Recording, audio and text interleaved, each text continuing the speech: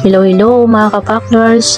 For today's video, ako ngayon ay magluluto ng malutong na lechong kawali.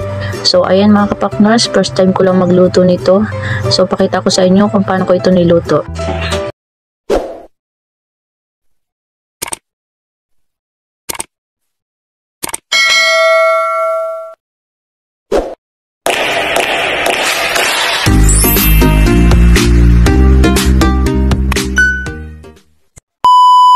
So mga kapakners, mag-start na pala tayo at meron tayo dito naka-ready na mga ingredients na ating gagamitin sa ating pagluluto.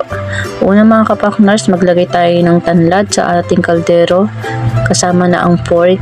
So sunod natin ilagay mga kapakners ang ating sibuyas, bawang, laurel, at syempre ang ating paminta mga kapakners.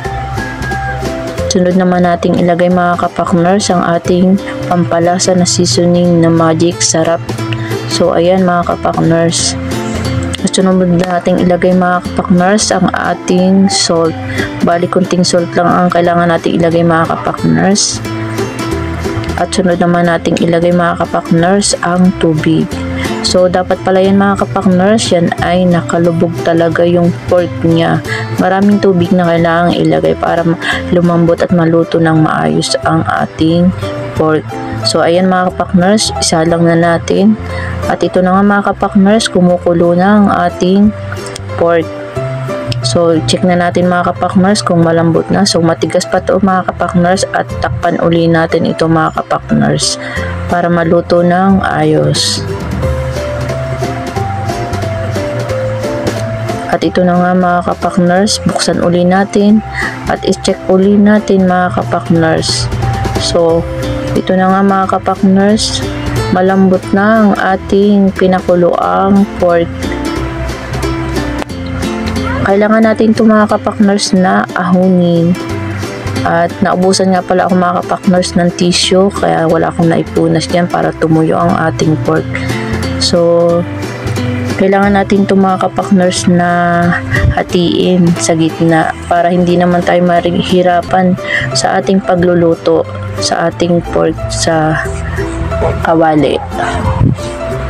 So kailangan pala natin ito mga kapakners na tusok-tusukin para magkaroon siya ng butas at para ito ay maging malutong mga kapakners dahil papasok dyan ang mantika. At pagkatapos niyang isa mga kapakners, yan ding isa ay kailangan din nating tusok-tusokin. At pagkatapos nga pala mga kapakners niyang aking pagtusok-tusok sa balat ng ating pork, yan ay lalagyan naman natin ng salt. Bali kunting salt lang yung nilagay natin kanina kaya medyo matabang pa siya at balutan uli natin siya mga kapakners ng salt at para maging malutong din lalo siya mga kapakners. So ayan mga kapakners, magpakulo na tayo ng mantika sa ating kawali na paglulutuan ng ating lechon. So pag kumukulo na mga kapakners, pwede na natin itong ilagay. So mag-ingat po tayo sa ating pagluluto mga kapakners dahil yan ay tumatalsik ang mantika. So kailangan ko mga kapakners na takpan ito kasi nalalaban talaga. So ayan mga kapakners, binuksan ko na ang unang salang ng ating lechong kawali. So hindi pa yan masyadong luto mga kapakners, hindi pa yan crispy. Yan ay aahunin natin at kailangan nating palamigin muna bago isalang uli. So tanggalin natin mga kapakners sa kawali para lumamig na ang ating pork na unang salang pa lang.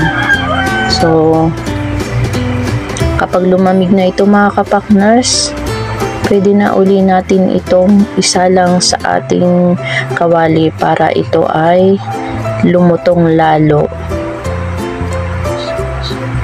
So pwede na natin ito mga kapakners na ilagay uli sa ating kawali at ito na yung final na ating pagpiprito sa ating lechong kawali.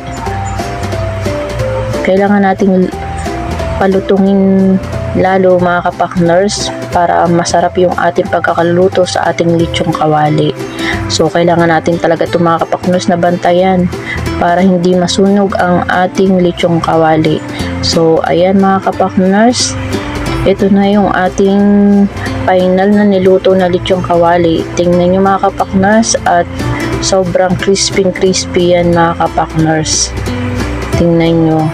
Ayan ang aking first time kong niluto yan, pero ayan yung hinalabasan mga kapakners.